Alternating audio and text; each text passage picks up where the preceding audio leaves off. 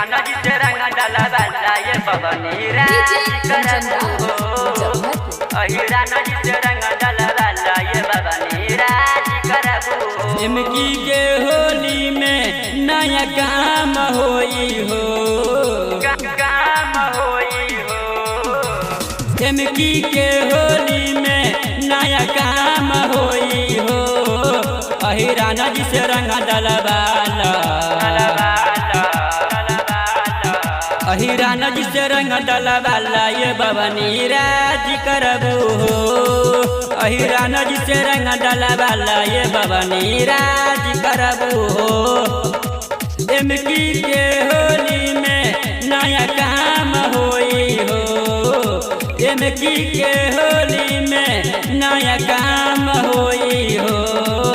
अहिराना जी से रंग डाला वाला अहिराना जी से रंग डाला वाला ये बबनी राज करबू हो अहिराना जी से रंग डाला वाला ये बबनी राज करबू हो।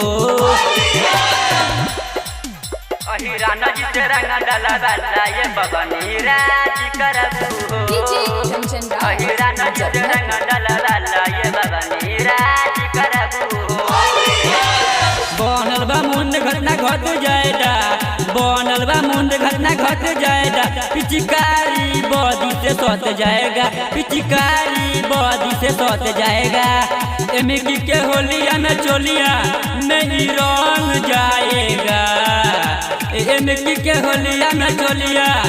के रंग जाएगा अहिराना जी से रंग डाला वाला कृष्णा बेदर्द से रंग डाला वाला ये बबनी राज करबू हो अहिराना जी से रंग डाला वाला ये बबनी राज करबू हो